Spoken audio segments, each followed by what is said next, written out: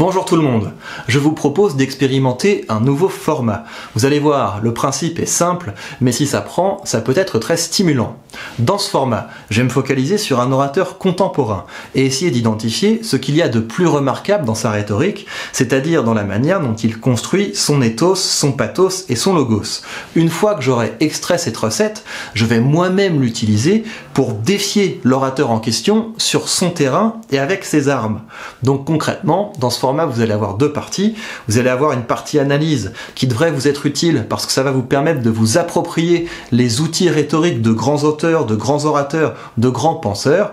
Et dans un second temps, vous allez avoir une partie discours où je vais m'adresser directement à l'orateur en question avec l'objectif que ça lui donne envie de me répondre et qu'on ait ainsi une belle correspondance. Je vous cache pas que derrière ce format, mon objectif c'est de renouveler, de réhabiliter le genre de la tirade. Un échange donc de longs discours argumentés et courtois qui permet sans doute d'aller plus profondément dans la pensée que ne le peut le débat.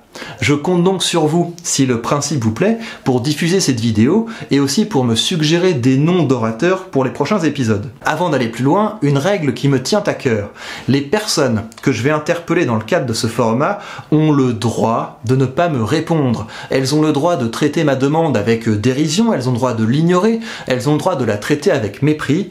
Il n'y a aucun problème, c'est leur droit. Et surtout, ça ne veut pas dire qu'ils ne savent pas quoi dire, ça ne veut pas dire qu'ils sont faibles, ça ne veut pas dire qu'ils ont peur, ça peut tout aussi bien vouloir dire qu'ils n'ont pas le temps, qu'ils ont d'autres choses à faire, qu'ils ne voient pas l'intérêt ou qu'ils n'ont pas envie de me parler. Donc vous pouvez leur signaler que ma vidéo existe, mais par pitié, ne leur cassez pas les pieds.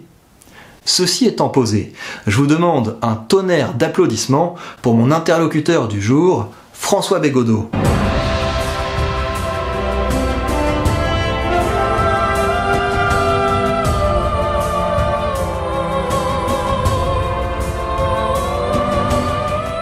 François Bégodeau est l'auteur d'une œuvre qui commence à peser. Il a écrit de nombreux romans, dont Entre les murs, dont l'adaptation a reçu la Palme d'Or à Cannes. C'est un critique littéraire et artistique, il anime d'ailleurs un podcast sur le cinéma. Ce concept être moins, c'est que c'est aussi un bon théoricien de la littérature. Je vous recommande son anti-manuel qui est souvent drôle et qui est en plus parsemé de grands textes importants. Et bien sûr, François Bégodeau s'est illustré dans le domaine de l'essai sociopolitique avec deux ouvrages qui lui ont permis d'occuper une place de choix dans le débat d'idées. Dans L'histoire de ta bêtise, François Bégodeau s'en prend aux électeurs de Macron. La matière de cet ouvrage est une série de disputes qu'il a eues dans son milieu d'intellectuels parisiens de gauche après qu'il ait annoncé son refus de choisir entre Le Pen et Macron. Alors qu'au deuxième tour s'affrontaient Emmanuel Macron et Marine Le Pen, vous n'êtes pas allé voter. Or, ce que vous reprochez L'histoire de ta bêtise à cette bourgeoisie, c'est que pour elle, le pire, ce serait Marine Le Pen et qu'elle ne comprend pas pourquoi vous n'êtes pas allé voter. Et au fond, ce livre, vous lui expliquez pourquoi vous n'êtes pas allé voter et vous lui expliquez par la même occasion pourquoi cette bourgeoisie littérale, progressiste, et vous y faites allusion, Jean-Marc Pause dans votre article, tout à coup, vous lui dites qu'elle est haïssable.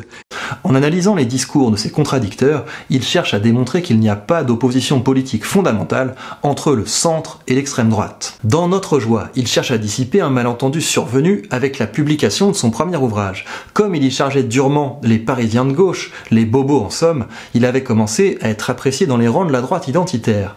Et prenant pour matière une discussion qu'il eut à Lyon avec des jeunes droitards soraliens. Je m'assois avec ce M, nous sommes donc dans une situation précise, je lui demande mais en fait vous êtes qui vous? Parce qu'on sort d'une rencontre plutôt anarchiste et vous n'avez pas trop l'air dans ce moule-là. Donc je leur demande d'où vous êtes, d'où vous parlez. Bon, je le dis sans aucune, c'est pas combinatoire comme demande, c'est une demande presque pour dire qui es-tu, tu fais quoi comme job quoi? Toi qui me payes des verres, je me renseigne. Et je comprends qu'ils sont sans doute assez proches de l'extrême droite. Bégodeau cherche à démontrer que les ennemis de ses ennemis ne sont pas ses amis. Dès qu'on creuse un peu, on se rend compte que l'opposition entre Macron et les identitaires n'est qu'une opposition de posture, de surface. Donc je dis, vous êtes un peu d'extrême droite en fait, c'est ça le truc? Et il me dit, ah, surtout pas. Alors surtout pas, M me dit, non, moi, ni droite ni gauche, tout ça c'est fini, ça vaut rien, ce clivage, etc. Et moi, je lui fais juste remarquer que s'il prend ça comme un argument pour s'exfiltrer à mes yeux du champ d'extrême droite, il s'y prend mal. Cet ouvrage, je vous le recommande vivement, notamment pour son point d'arrivée. Ce qui entretient mon espérance, c'est précisément le sentiment que j'arrive derrière tout un tas d'autres amis qui peuvent être parfois des personnes incarnées qui ont fait des choses concrètes. C'est une invitation à se focaliser sur nos amis plutôt que sur nos ennemis, à se focaliser sur ce qui nous rend fiers, sur nos grandes figures, plutôt que de s'abreuver de détestation de l'autre. Donc mon pauvre M et ses copains, quand ils se lèvent le matin, ils n'ont pas beaucoup de choses à contempler qui puissent les rendre joyeux et les rendre affirmatifs pour affirmer des amitiés. Ils ne peuvent que se ressasser des inimitiés. Bien sûr, le message de François Bégaudeau est partisan, ce qui l'intéresse c'est son camp, mais sa leçon me semble utile pour tout le monde. Alors ils regardent des vidéos, alors ils regardent des émissions de télé, et ils regardent la dernière prestation de BHL chez Ruquier ou de tel autre triste cire, et puis ils le détestent, et puis ils se le passent entre eux, et donc ils se nourrissent comme ça, dans une sorte d'inimitié. C'est-à-dire qu'encore une fois, on en revient au début. Le noyau affectif et le cœur affectif de ces gens, c'est quand même un refus. Ces deux ouvrages ont eu un succès mérité. Ils s'expliquent en partie par le fait que Bégaudeau a su les publier au moment opportun.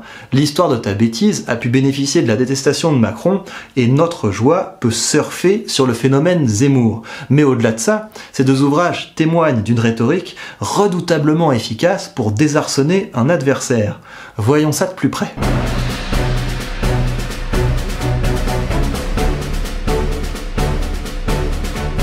Au niveau de son ethos, de l'image qu'il renvoie, il y a chez Bégaudeau un petit air supérieur, voire méprisant. Cette contradiction, moi, m'interroge. C'est dommage parce que Frédéric aura quand même essayé d'élever le débat un petit peu vers quand même le fascisme, le pire, la bourgeoisie, qui est quand même le cœur de ce livre, c'est la bourgeoisie. Là, on est quand même parti sur c'est contradictoire d'aller à H&M. Généralement, ceux qui renvoient cette image se font rabrouer. Mais ce qui est intéressant chez notre auteur, c'est qu'il produit bien plus souvent de la crainte et du respect. D'où est-ce que ça vient? Cela vient d'une attitude qu'il décrit lui-même comme anarcho-marxiste. Moi, je préfère dire que j'ai toujours un peu pensé dans l'espace anarcho-marxiste, enfin voilà, en agitant d'ailleurs cette polarité qui est très passionnante. Hein. Si vous avez un cerveau, une partie du cerveau qui est marxiste et une autre partie du cerveau qui est plutôt anarchiste, ça dialogue bien entre les deux. Le côté marxiste lui permet de s'afficher comme celui qui a compris la mécanique du monde. Notre truc à nous, à la gauche radicale, pour parler en ces termes-là, c'est le réel. C'est là qu'on est fort. Où Marx est très fort, c'est sur le réel. Cette attitude marxiste lui permet de donner le sentiment à ses interlocuteurs que leur pensée tient dans le creux de la sienne. Si vous lisez Histoire de ta bêtise et Notre Joie, il n'est pas en face à face avec ses interlocuteurs, il se situe en surplomb. Il nous montre qu'il connaît si bien les déterminants de la pensée de ses adversaires qu'il sait ce qu'ils vont dire avant qu'ils ne le disent. Voici à cet égard un extrait de l'Histoire de ta bêtise. En 2017, comme à chaque élection depuis 150 ans, tu as soutenu le candidat le plus apte à contenir l'assaut populaire contre ta position. Tu trouves les présentes assertions réductrices. Si tu as fait Sciences Po comme Raphaël et Eric, tu me taxes de réductionnisme. Tu tiens trop à ta liberté pour laisser quiconque t'assigner à une classe. Mais tenir à la liberté est aussi l'apanage de ta classe. Le postulat de la liberté individuelle est nécessaire à ta condition, qui te laisse croire que tu dois celle-ci à tes initiatives libres, à tes capacités sui generis, que tes privilèges durement acquis et non mollement hérités n'en sont pas. Ainsi, plus tu nies être lié à une condition, plus tu avères ce lien. Tu ne t'étiquettes jamais autant qu'en niant ton étiquette. Tu es piégé, tu ferais mieux de te taire. Bien sûr, me direz-vous, c'est facile de vaincre un adversaire de papier, mais Bégaudeau fait preuve de la même capacité à encapsuler ses adversaires à l'oral. Évidemment, et vous le faites encore ce soir, monsieur, comme beaucoup de textes, vous ne documentez que votre propre mauvaise conscience. C'est parce que vous êtes travaillé par votre mauvaise conscience bourgeoise, parce que vous considérez qu'il est improbable d'être un bourgeois et de cautionner objectivement le système marchand dans lequel nous vivons tous, mais avec des degrés. C'est vous qui êtes obsédé par la mauvaise conscience. Et donc vous voyez de la mauvaise conscience partout. Mais moi, je peux vous le dire, je n'ai aucune mauvaise conscience. Vous voulez comprendre pourquoi quelqu'un fait ce qu'il fait et pense ce qu'il pense? Regardez ce qu'il possède, nous dit Bégaudeau, et vous verrez qu'il est entièrement mu par des intérêts de classe. Le raisonnement est infaillible, sauf qu'il ne s'applique pas à François Bégodeau. Mon compte en banque et mon patrimoine dessinent un cadre bourgeois qui devrait m'assigner à un cadre de pensée bourgeois. Ce n'est pas le cas. J'appartiens à une classe supérieure dont je persiste à envisager, sinon à souhaiter, la destitution. Je suis propriétaire et je délégitime la propriété. Les jours de grande morgue, il ne faut pas me servir trop de pinte pour que je préconise son abolition. Je ne m'emmerde vraiment pas. Je concède une exception à ma théorie de la corrélation serrée entre conditions et système d'opinion, entre position et position, et c'est moi.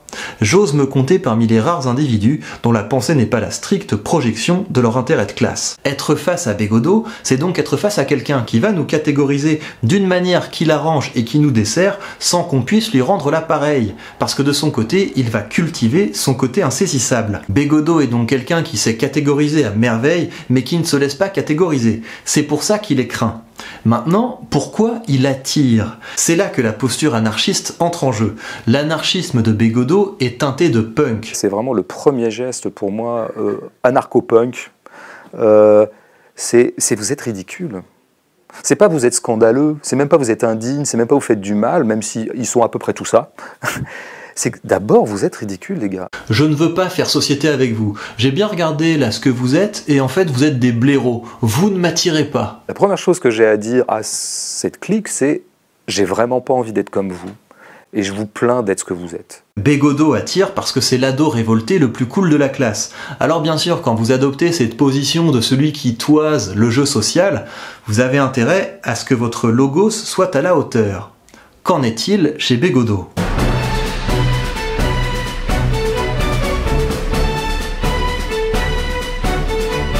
Ce qui frappe chez Bégodeau, c'est qu'il aime les mots. Si je te dis allégal, ça te fait penser à quoi? Allégal. Allégal. C'est pas illégal, c'est allégal. Ah, c'est pas mal ça. Ça me plaît. De toute façon, le A me plaît toujours. Comme préfixe privatif ou préfixe neutre, je sais pas comment on dit. J'aime bien ça. Moi, j'aime bien les gens amoraux et non pas immoraux. Enfin, plus précisément, c'est les concepts qu'il aime. Il a compris que le travail sur les concepts pouvait être une arme redoutable grâce à deux techniques que nous allons analyser dans le détail.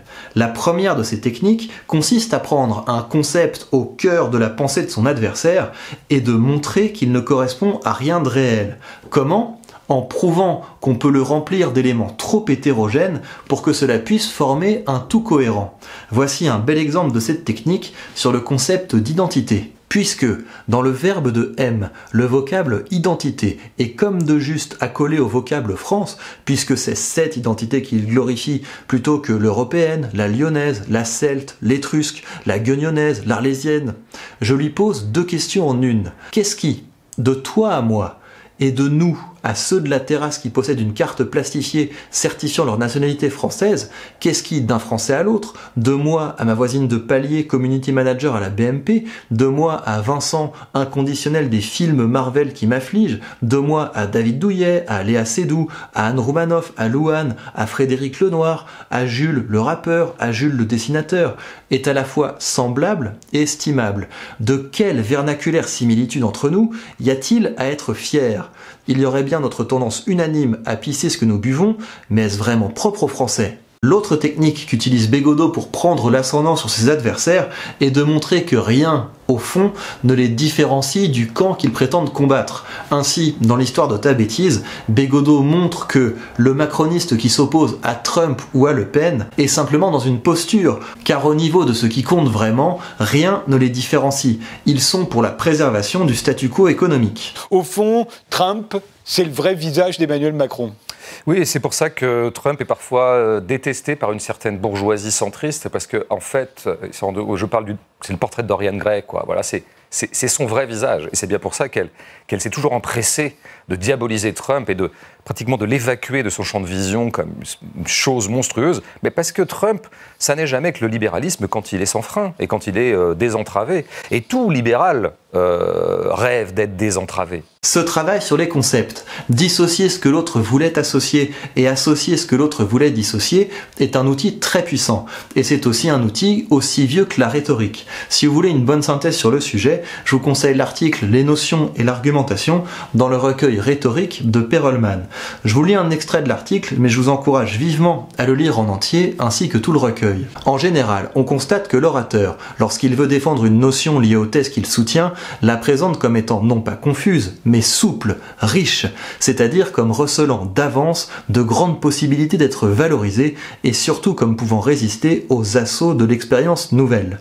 Par contre, les notions liées aux thèses de l'adversaire seront figées, présentées comme immuables. Regardez par exemple comment Bégaudeau défend son concept de bourgeoisie. Oui, il y a des éléments hétérogènes à l'intérieur, mais là, c'est normal. Alors pourquoi le bourgeois qui gagne 2500 € est plus proche de ceux qui gagnent 15 000 € que ceux qui ne gagnent 1500 ? Bah ça c'est oui, bah, je pense que du coup voilà, mon livre moi ne parle pas des riches ni des ultra riches, mais parle vraiment de la bourgeoisie. Et la bourgeoisie c'est large en fait, hein. C'est pas mal de gens, c'est 15-20% de la population, peut-être un peu moins. Et parmi lesquels, effectivement, il y a des gens qui pourraient presque stricto sensu, du point de vue de leur compte en banque ou de leur patrimoine, être plutôt du côté des classes inférieures. Mais pour tout un tas de raisons, parce qu'ils se vivent comme ascensionnels, parce qu'ils considèrent que le mode de vie bourgeois est un modèle, est un but à atteindre, vont plutôt pactiser objectivement avec la bourgeoisie. L'intérêt, quand vous avez saisi la dimension rhétorique du travail de Bégaudeau sur les concepts, c'est que vous pouvez utiliser ces techniques pour discuter sa propre pensée. Ceci étant posé, je vais maintenant défier François Bégaudeau avec ses outils et son style rhétorique. Pour l'exercice, je vais donc essayer de faire éclater son concept de bourgeoisie et de créer un concept de capitalisme dont il serait le fer de lance.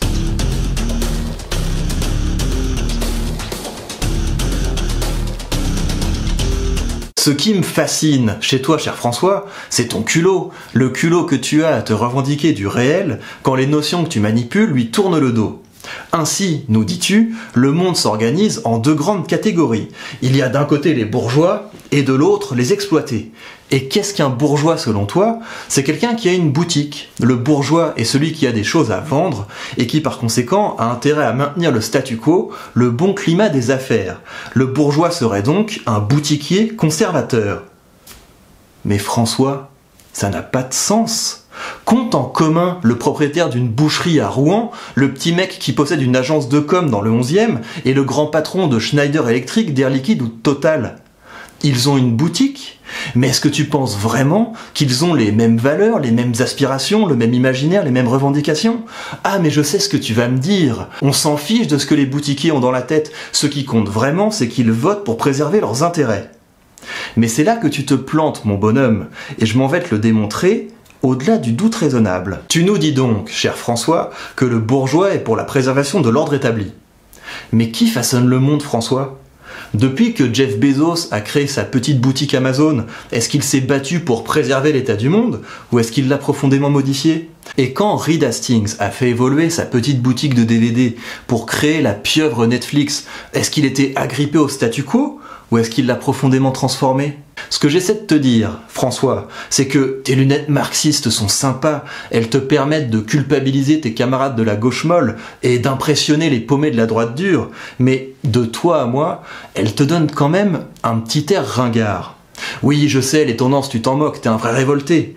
Ton problème, c'est que tu es tellement attaché à ta posture de rebelle qu'il ne t'est même pas venu à l'esprit que c'était peut-être toi le conservateur, que c'était peut-être toi le gogo du statu quo. Je sais que là, on touche à un point sensible, mais ne t'en fais pas, on va y aller calmement. Dis-toi que ce que j'avance ne sont que des hypothèses, car moi, j'aborde le réel avec prudence. Imaginons donc un instant que ta dialectique marxiste t'empêche de percevoir que tu es partie prenante de la nouvelle mise à jour du capitalisme. Cette mise à jour, quelle est-elle? Eh bien, nous vivons aujourd'hui à l'heure du capitalisme inclusif. C'est ça le monde que les boutiquiers en chef ont contribué à façonner. C'est ça le nouveau statu quo, un monde dans lequel chaque citoyen a le droit d'être reconnu dans chacune de ses spécificités ethniques, culturelles, sociales, sexuelles, le tout afin de pouvoir lui proposer des contenus et des produits toujours plus ciblés. C'est ça le monde dans lequel nous vivons. Et maintenant, dis-moi François, qui fait le jeu de ce système de production? Eh bien, il me semble que toutes les fois qu'un intellectuel prend parti pour demander le droit à un nouveau micro-segment d'humanité à être reconnu et respecté, il permet aux tenants du capitalisme inclusif d'affiner leurs recommandations. Alors je sais, tu ne t'identifies pas comme progressiste, c'est un terme que tu n'aimes pas, mais il s'agit d'un agenda que tu n'as pas renié. Et maintenant, dis-moi François, qui sont les opposants objectifs au capitalisme inclusif? Là-dessus, j'ai une piste sur laquelle un intellectuel aussi soucieux du réel que toi ne manquera pas de me suivre. Il suffit de vérifier qui sont les censurés, qui sont les démonétisés, qui sont les bannis des GAFAM. Le nom de Trump, par exemple, me vient à l'esprit. Je te laisse continuer la liste, mais mon idée n'est pas de les réhabiliter. Tu le sais, je n'apprécie pas l'outrance. Mon objectif est plutôt de te montrer que si tu regardes objectivement qui s'oppose au capitalisme inclusif, tu vas tomber sur des gens qui, précisément, sont attachés aux notions que tu te plais à détricoter. L'identité, la tradition, la nation. Tu as pris un malin plaisir à déstabiliser des jeunes gens qui brandissaient ces notions face à toi. Plus on les regarde de près, moins elles ont de consistance. Et c'est là que le rhétoricien que je suis a peut-être quelque chose à t'apprendre. L'intérêt de ces notions est précisément qu'elles sont floues. Attends, je sais ce que tu vas me dire. C'est ce que j'ai écrit, le fait que ces notions soient floues permet à ceux qui les utilisent de se situer partout et nulle part à la fois, de masquer la vacuité de leurs pensées. Du calme, François, j'en ai bientôt fini avec toi. Le flou dont je te parle n'est pas un écran de fumée. Vois-le plutôt comme une bise caressante qui permet à chacun de s'y retrouver. Bien sûr que si tu attaques ces notions avec un scalpel vengeur, elles vont t'échapper. Mais dans le cadre d'un rassemblement, dans le cadre d'un moment de communion, il est bon de nous rappeler que nous avons de grands auteurs, que nous avons de grands penseurs, que nous avons des héros dont il s'agirait d'être dignes. Ce nous dont je te parle est un nous qu'en rhétorique on appelle épidictique. Ce n'est pas ce nous figé que les sociologues, les philosophes et les historiens se réjouissent de ne jamais trouver. Il s'agit du nous que l'orateur parvient parfois, le temps d'un discours, à actualiser. C'est un nous qui est évanescent, mais qui est important. C'est un nous qui nous rend fiers et qui nous dispose à agir. C'est un nous qui lutte contre l'anomie, le mal de notre temps. C'est un nous sur lequel la fraternité, donc la vraie solidarité, peut se bâtir. Et toi, cher François, le fait est qu'en combattant ce nous, en lui préférant des utopies et des chimères, cette solidarité qui émergera enfin le jour où, en préférant à tes compatriotes d'aujourd'hui et d'hier, d'hypothétiques camarades d'ailleurs et de demain, tu contribues à la fragmentation, tu contribues à la segmentation, agissant ainsi comme un VRP du capitalisme inclusif. Voilà François, ce que j'avais à te dire, j'attends maintenant ta réponse avec plaisir. Quant à vous, dites-moi si vous avez aimé ce format, dites-moi si vous voulez que je répète l'exercice avec d'autres orateurs, j'ai hâte de vous lire et je vous retrouve bientôt dans de prochains épisodes de Parle.